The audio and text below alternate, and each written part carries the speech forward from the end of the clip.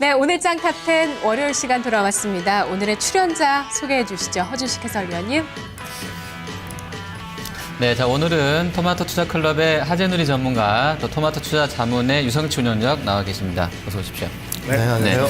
자, 오늘 아침에 모처럼 만에 좀 양시장 다 떠서 나오더니 또 금방 내려갔습니다. 그래도 뭐 종목별로는 좀 괜찮았던 것 같기도 한데 오늘 시장 대응 어떠셨는지 먼저 전문가님부터. 일단 뭐 삼성전자가 그동안 좀 많이 움직였단 말이죠. 네. 근데 그쪽이 영 아니다라는 얘기가 자꾸 나오다 보니까 뭐 영락없이 맞는 모습을 보였어요. 근데 오늘 그 시장은 사실 그 어떤 뭐 삼성전자가 됐건 또 일각에서는 삼성전자하고 뭐 기타 이렇게 뭐 구분도 합니다만은 그쪽이 됐건 간에 사실 삼성전자가 움직일 때도 실적이 좋다라고 하는 이유가 되는 종목은 수급이 분명히 존재하고 안 빠졌거든요. 근데 오늘 그런 쪽이 좀 움직였단 말이에요. 코스닥 일부 종목도 그랬고.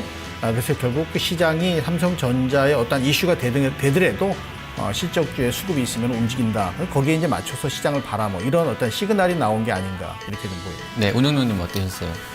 일단 뭐 지난주에는 삼성주들만 움직여가지고 저희 포트가 좀 좋지 않았는데요. 네. 오늘은 좀 관련 종목, 저희 포트 내에 있는 종목 중에 주력주들이 좀 많이 올랐던 것 같습니다. 결국은 비삼성주들이 오르다 보니까 네. 그런 수혜를 좀 받은 것 같고요. 네. 오히려 또 오늘 삼성그룹주들이 좀 많이 빠지길래 한 종목 정도는 또 포트에 담은 종목도 있습니다. 네. 네.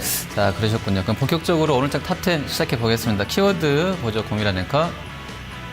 네, 오늘도 하나하나 판단이 필요한 여러 가지 키워드들이 많이 존재합니다. 자, 먼저 첫 번째 키워드부터 보시죠. ECB 훈풍, ECB가 기준금리를 인하하고 초단기 예금금리 마이너스로 낮췄습니다. 4천억 유로 규모의 LTRO도 시행하기로 했습니다. 시장에서는 기대치 수준의 부양책이 나왔다는 반응입니다. 자, 두 번째 키워드. 2000선, 오늘 ECB의 부양 효과, 부양책에 대한 효과 때문에 장 초반 코스피가 2008포인트까지 회복하기도 했는데요. 자, 이후에 2000선 회복은 아직도 남아있는 과제입니다. 오늘 종가 1990선에서 나왔습니다. 세 번째 키워드는요, 조선주 순항입니다. 자, ECB 효과로 기대감이 커진 업종 중 하나가 바로 또 조선 업종인데요. 게다가 오늘 현대미포조선에서 1,067억 원 규모의 수주 소식이 나왔습니다. 하지만 수주 소식을 내놓은 현대미포조선은 정작 장중에 하락하다가 결국에 보합권에 마감되고요. 나머지 여타 조선주들의 상승폭이 좋았습니다. 자, 네 번째 키워드, 유로화 강세입니다.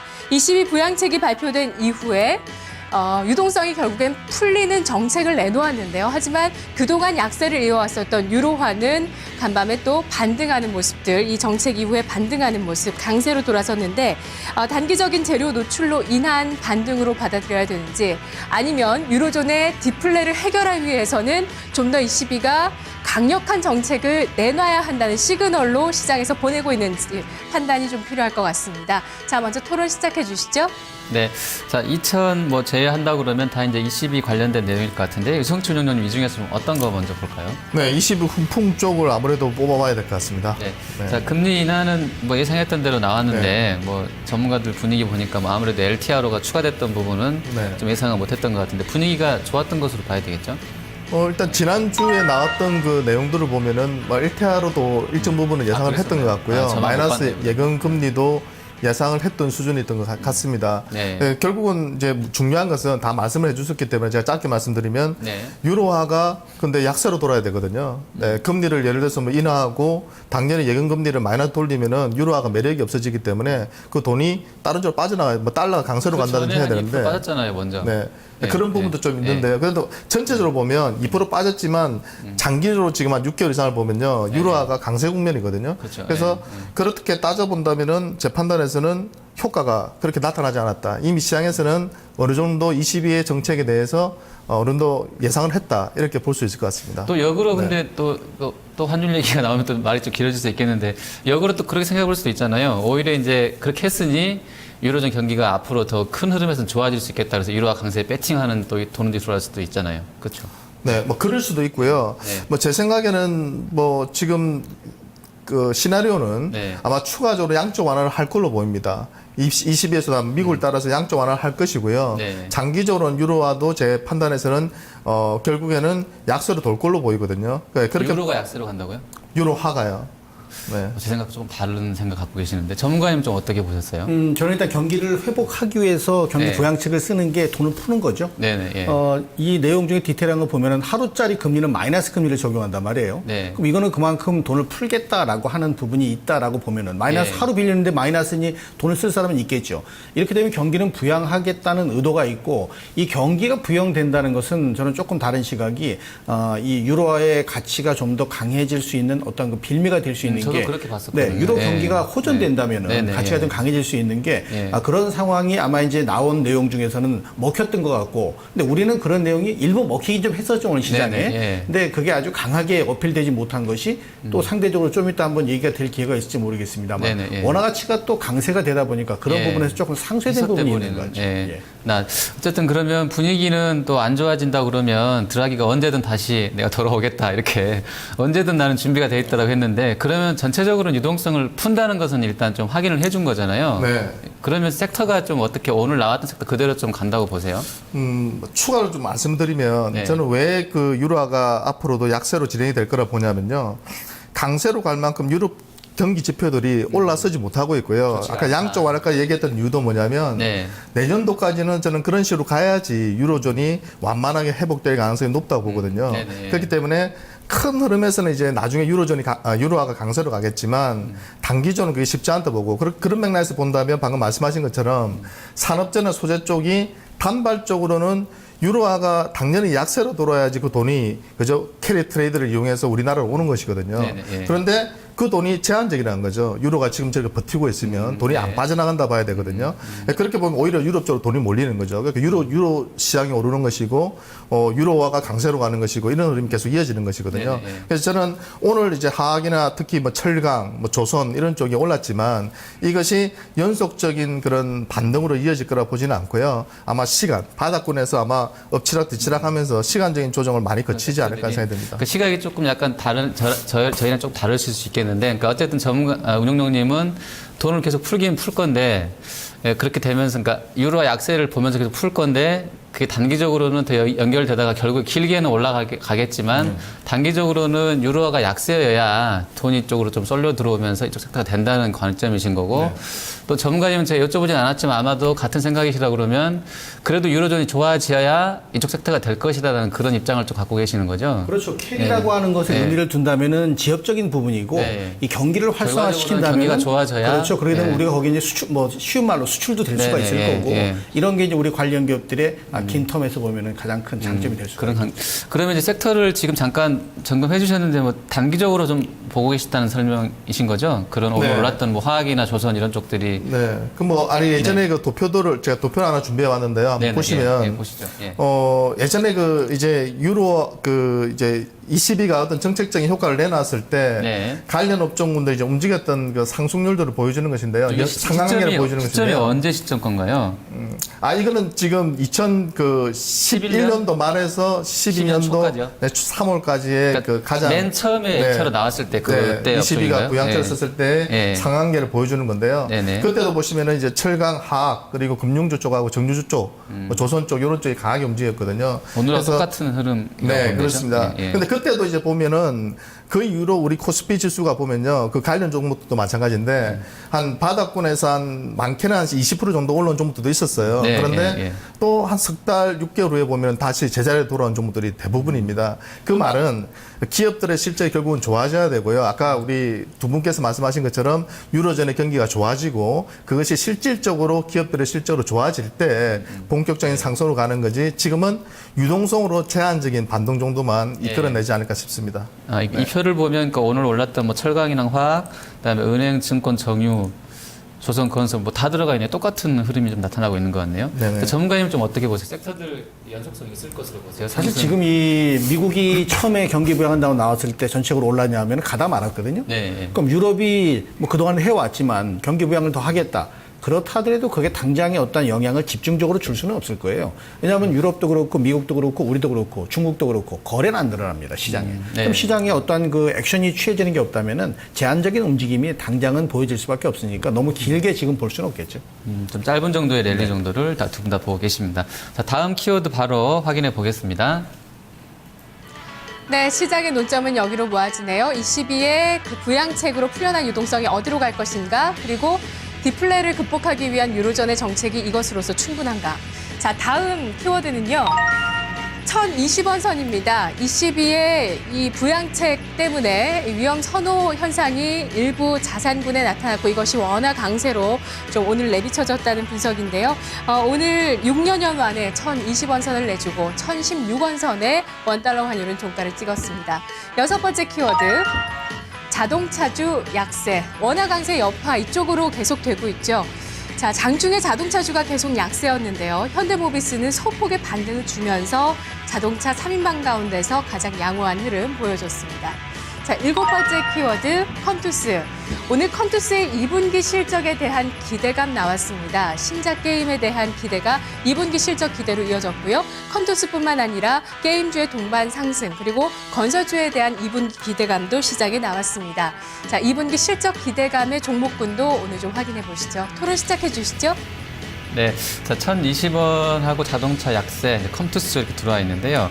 1020원과 자동차 약세는 조금 상반된 키워드가 될 것 같은데, 자 하재늘 전문가님 이 세 가지 중에서 어떤 거 볼까요? 가장 민감하지만 또 가장 또 추세가 만들어지기 쉬운 게 이제 원화 가치의 강세거든요. 네. 그래서 원화 강세 부분을 좀 설명드리기 좋을 것 같습니다. 저는 이렇게 좀 큰 지표만 나오면 조금 이제 긴장이 되는데, 오늘 일단 1020원을 종가로는 깼습니다. 1016에 마감이 1016원에 마감이 됐는데, 이게 역시 이제 아까 나왔던 20이랑 조금 연결될 수 있을 것 같은데, 뭐 이런 부분이라고 보세요? 그쪽에 완화가 나왔기 때문에.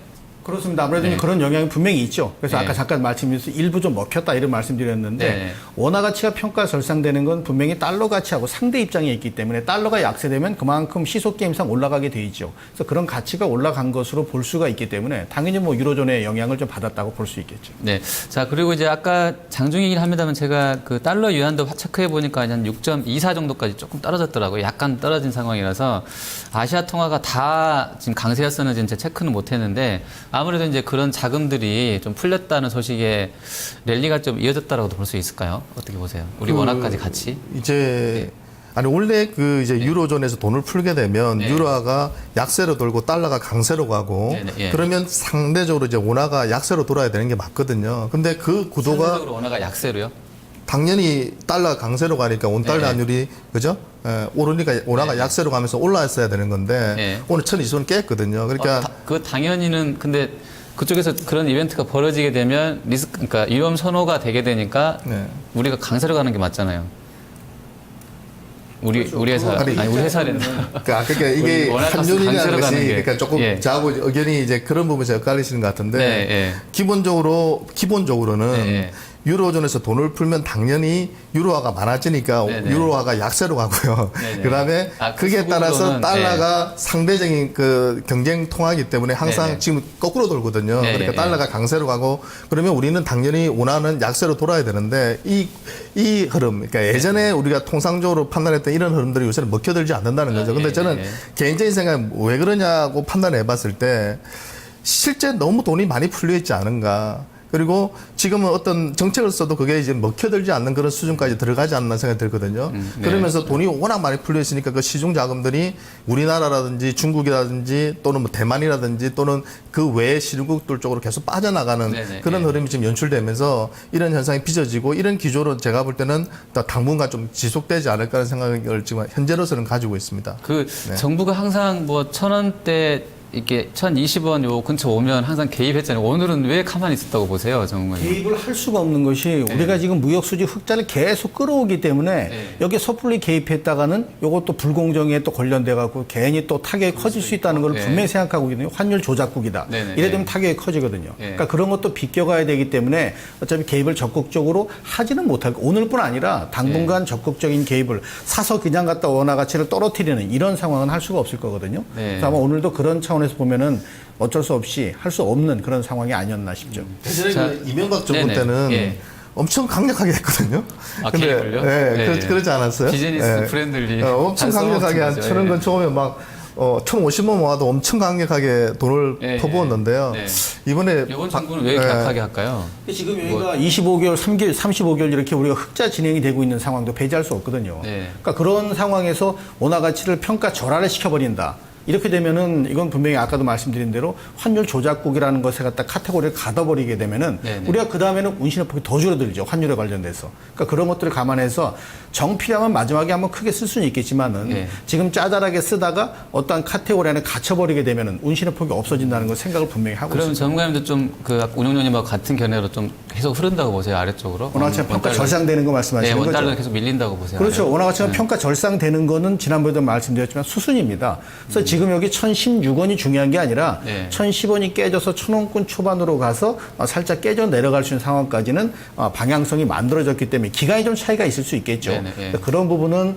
예상하고 시장의 대응책을 마련하는 게 전략적으로는 맞을 것 같습니다. 네. 어쨌든 이렇게 되면 우리가 그래도 예전보다는 뭐 수출 비중이 그 뭐 삼성전자, 현대차를 보면 낮아졌다고는 해도 그래도 우리는 수출로 먹고 사는 나라잖아요. 근데 뭐 내수도 중요하다고는 합니다만 이렇게 되면 계속 나라가 힘들어질 것 같긴 한데 아까 이번 정권 강력한 좀 개입 좀 필요하다 말씀해 주셨는데 저도 네, 예. 그 주식 시장에서 우리가 그 수출주가 네네, 예. 원화가 강세로 가면 힘들다고 하잖아요. 네네, 예. 근데 제가 주가를 한번 이렇게 쭉 분석을 보셨어요? 해봤어요. 예. 그러면 솔직히 뭐 일시적으로 잘안 한두 맞던가요? 달은 맞지만 예. 한 6개월 이상 보면 오히려 그게 계기가 돼가지고요. 경쟁력이 강화된 기업들은 오히려 오히려? 크게 오르는 경우가 많거든요. 원화 강세일 때 보통 주식시장이 크게 오르잖아요. 네네, 예. 그래서 그런 경우가 있기 때문에 저는 오히려 역발상적으로 이렇게 예. 이기가 찾아와서 자동차주들이 좀 많이 빠지면 네. 그게 또 기회가 되지 않을까 그럼 생각도 오히려 가지고 이제 있습니다. 이런 종목으로 자연스럽게 가셨는데 이런 기회가 오히려 이제 현대 기아차를 더 살 수 있는 기회라고 네, 보세요. 제가 판단했을 때는 이렇게 지금 예를 들어서 천원선이 이제 이어받고 깨진다면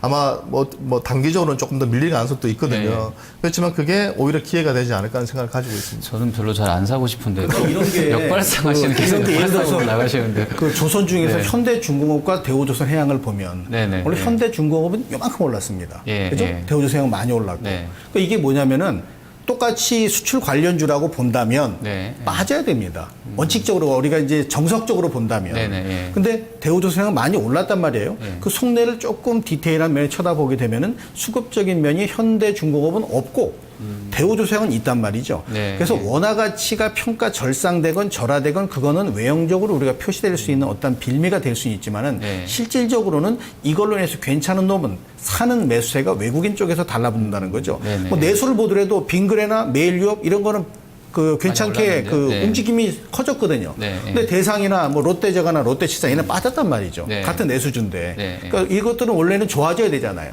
근데 그런 면이 아닌 거 봐서는 역시 수급이 있는 것에 방향성이 맞춰지기 때문에 원달러 환율이라는 카테고리에 잣대를 대놓고 옆에다가 반드시 보조지표로 수급적인 면을 갖다 확인시키는 이게 이제 그 전략과 전술이 맞아지는 그런 방향성인 것 같습니다. 네, 일단 원화 강세 관련해서 이제 하나 조금 생각해 볼 수 있는 게 이제 뭐 면세점이라든지 또 이제 그 유통회사들이잖아요. 어쨌든 뭐 면세점을 하고 있는 쪽들은 그래도 이제 원고로 가면 아무래도 이제 뭐 제주도 가실 분들도 해외로 갈 수도 있는 거고 하니까 그런 부분까지는 조금 고려가 가능할 것 같은데 오늘 또 우연찮게 신세계랑 뭐 현대랑 롯데 같이 다 올랐더라고요. 뭐 이런 부분 유통주들은 좀 어떻게 생각하세요? 원화 강세 관련해서. 수혜를 일단 받을 수 있을 거라 보이는데요. 예. 요새 유통주들 같은 경우는 뭐 저는 그런 수혜의 크기보다는 네네, 예. 최근에 이제 그 유통주들이 이제 보면 직구라든지 직접 네. 구매라든지 또 경쟁자들 아마존이나 이런 기업들이 이제 하나씩 들어오고 있지 않습니까? 그런 큰 흐름에서 봤을 때 그 관련 기업들이 제가 판단했을 때는 그렇게 매력적으로 판단되지는 않는 업종입니다. 그러면 그런 것들 때문에, 그러니까 해외에서 직접 구매하고 이런 게 이제 커지기 때문에 오히려 이런 시점은 좀 덜어내야 네, 된다라고. 오히려 그런 잘안 보시고 기업들은 계시죠, 유통주는? 거의 안 보고 있습니다. 그렇죠. 전문가님은 어떠세요? 근데 유통주 중에서도 운소 관련된 부분의 종목들은 당연히 거기에 이제 수혜가 있을 수가 있겠고요. 네네, 예. 그다음에 그 예를 들어서 아까 여행 말씀하셨으니까 하나투어 같은 경우 오늘 아침 낮을부터 꾸준하게 많이는 안 갔지만 네네. 꾸준하게 올랐었단 말이에요. 예. 그럼 어차피 여행 수요가 증가되는 이게 뭐 좀 말씀드리기 좀 뭐합니다만 딱 우리나라에 큰 사고가 있었잖아요. 그리고 네, 나서도 휴일에 보게 되면 많이 나간단 네, 말이죠. 그랬던 것 같아요. 이거는 네. 결국 뭐냐면 원화 가치가 만약에 원화 가치가 평가 절하가 돼갖고 지금 2,000원이다. 이는 못 나갑니다. 네, 근데 지금 1,000원에 가 있으니까는 네. 쉽게 나가려고 하는 마인드를 딱 정할 수 있거든요. 네. 뭐 그러면 관련된 쪽에서 이 운송 관련돼서 무슨 뭐 이 그런 부분하고 네. 여행 관련된 부분하고 이런 쪽에서는 상당히 좀 매력이 수혜가 있을 수밖에 없겠죠. 있겠다라는. 예, 알겠습니다. 자, 마지막 키워드 바로 어떤 점검해 보겠습니다. 권미란 앵커. 네, 자, 지금 22 훈풍으로 파생된 그 키워드로 환율까지 봤고요. 이제 8번째 키워드 보시겠습니다.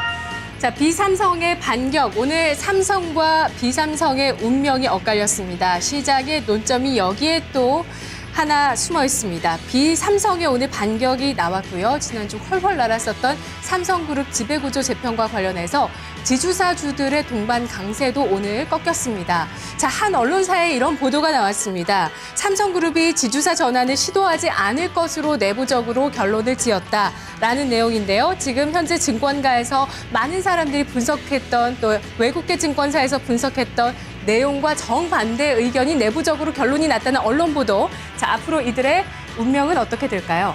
자, 9번째 키워드는요. 48%. 외국인이 그동안 삼성그룹주를 쓸어 담았는데요. 삼성그룹주 내 외국인의 시가총액 비중이 48%를 정점으로 현재 주춤하고 있습니다. 자, 그렇다면 대형주의 쏠림 현상이 이제는 해소되면서 다른 쪽으로 외국인의 시선이 좀 옮겨가게 되는 것인지 그것 또한 중요할 것 같습니다. 10번째 키워드는 삼성 에버랜드입니다. 에버랜드 상장 이후에 리조트 사업을 강화하겠다고 계획을 밝혔는데요. 구체적인 내용이 오늘 또 한 가지 나왔습니다. 여의도의 2배 규모까지 규모를 확장하고 또 여기에 최고급 호텔, 아쿠아리움 20권을 갖추면서 아시아 최대의 리조트로 거듭나겠다는 의견을 내세웠습니다. 자, 에버랜드 차 안 막히면 정말 자주 가고 싶어요. 자, 어떤 키워드 토론해 볼까요, 허 의원님?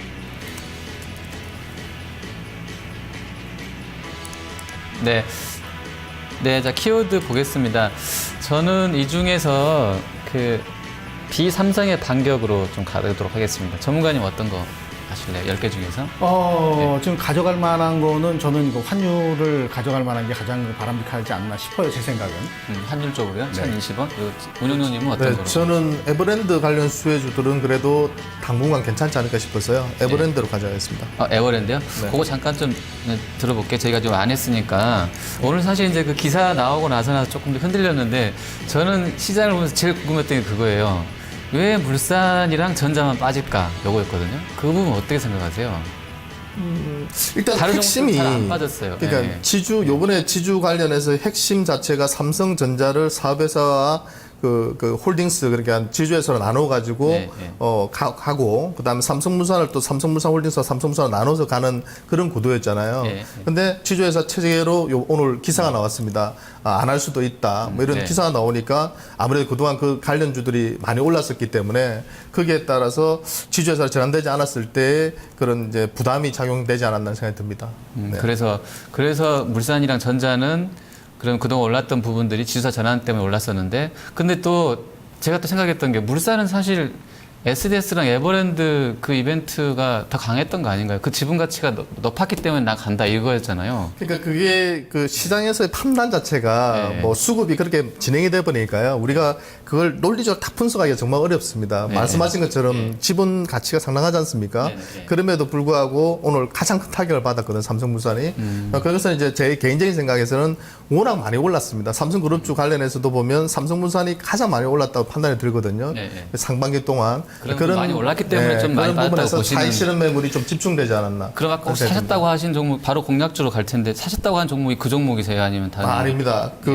아까 말씀하신 것처럼 에버랜드의 상장 관련해서 지분이 가장 많은 기업을 가져 나왔습니다. 그 어디? 삼성 SDI입니다. SDI인가요? 네, 삼성 SDI가 예. 합병법인 기준으로 8%를 가지고 있고요. 제일모직 합쳐가지고. 네네, 8%를 가지고 있고 또 SDI를 최근에 삼성전자가 자사주를 계속해서 매입을 해왔습니다. 그래서 네네. 지금 두 개를 합해서 한 19% 이상의 지분율을 확보했는데요. 결국 나중에 삼성전자, 삼성 SDI를 아마도 걸로 보세요. 자회사로 합병. 가져가기 위한 그런 네. 사전 작업 가능성도 상당히 높아 보입니다. 왜냐하면 20% 이상을 가져가야 되거든요. 자회사로 편입시키려면. 그래서 그런 작업을 한다고 판단 들고요. 네. 그리고 SDI 자체도 뭐 기업 자체도 지금 2분기부터는 실적이 좋아질 걸로 예상이 되고 있기 때문에 그런 관점에서 추천을 좀 드리고 싶고요. 매수가는 목표가, 예. 16만 5천 원, 목표가는 좀 장기적으로 보고 한 길게요. 20만 원, 손절가는 좀 짧게 잡았습니다. 16만 원 정도로 해서 최근에 갭이 발생됐던 부분을 깨지 않는다면 네네. 추세는 살아있을 걸로 판단됩니다. 네, 자 전문가님은 공략주 내일 공략주 어떤 거 갖고 오셨습니까? 네, 저는 사실 오늘 삼성 관련된 한마디만 네, 네, 말씀드리면 말씀해 만약에 주시죠. 예, 예. 에버랜드가 상장이 돼 있었다. 오늘 그럼 폭락했을 겁니다. 에버랜드 상장돼 있었다면은. 에버랜드 아니다. 번주가요? 그렇죠. 네. 근데 에버랜드가 뭐 장외에서 한 200만 원 한다는데 떨어졌겠죠. 네. 삼성전자도 떨어졌으니까. 네. 그러니까 지금 현재 분위기에 휩쓸렸던 것들은 대부분 약세를 보이는 상황인데 아까 안 빠진 거 있다고 그랬잖아요. 네네, 예. 그러니까 안 빠진 종목들은 사실 그 삼성과 관련된 요인도 분명히 반영됐지만은 예, 예. 걔들은 원래부터 수급이 있었어요. 그거 나오기 그런 전부터. 차이. 네네. 예. 그럼 이 수급이 그게 나와서 더 강화된 게 아니라 그대로 가고 있는 상황이니까는 받쳐줬던 거고, 그렇죠. 네, 네, 그래서 네. 그건 안 빠졌다라고 보는데 저는 아까 원화 가치가 1,20원 이거에 대해서 내일 가져갈 수 있는 내용이다라고 봤기 때문에 네. 거기에 관련돼서 내수 소비 지난번에 한번 언급했던 종목인데 네네. 다시금 또 CJ 제일제당을 봐야 될 타이밍이 아닌가 이렇게 또 생각이 드는데요. 오늘은 조금 이제 밀렸는데 목표가 그렇죠. 얼마 정도로 할까요? 일단 한 33만 9천 원 정도로 매수 가는 가격을 좀 보고요. 네네. 예. 목표가를 37만 원으로 제법 좀 올렸는데요. 어차피 추세가 이제 1,020원 깨졌기 때문에 네. 밑으로 네. 쏠릴 수 있는 무게중심이 커졌다고 봅니다. 그래서 목표가를 일전보다 조금 높게 잡아서 말씀드리고 손절가는 32만 6천 원 정도로 보실 수 있는 가격을 설정을 하도록 하겠습니다. 네.